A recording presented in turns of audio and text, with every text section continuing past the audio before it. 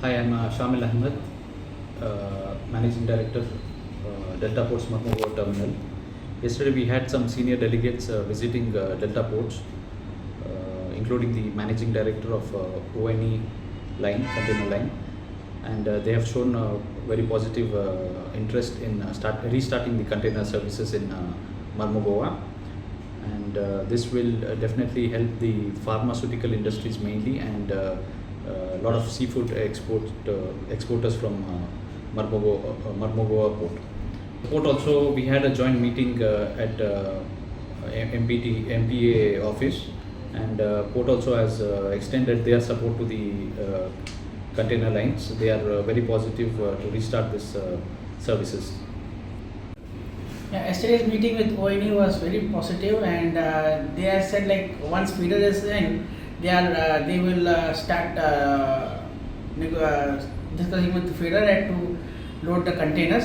And regarding to feeder, we are in discussion with Unifeeder, it's a part of DP World, and they are right now doing the feasibility study and all these things, and they are about to start post monsoon, that is around September. This is for the exim cargoes. Apart from that, we are also discussing with SCI, Shipping Corporation of India, because recently they have started up with a service called as SMI Smile, and it's pure coastal, and the route starts from Mundra to Cochin to Tuticorin and Colombo. In that, we have asked them to add Goa, because we have a lot of potential cargoes from Mundra and from Goa to Goa and Goa to Mundra. There are a lot of cargoes, and this will boost the domestic movement, as well as it will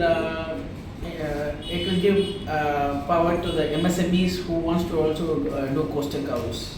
Coastal cargoes, we have like salt, industrial salt, bentonite, clay, and tiles from Gujarat, and from here we have all this alumina, then IFB containers, and many other manufacturing finished cargoes, which is going towards north.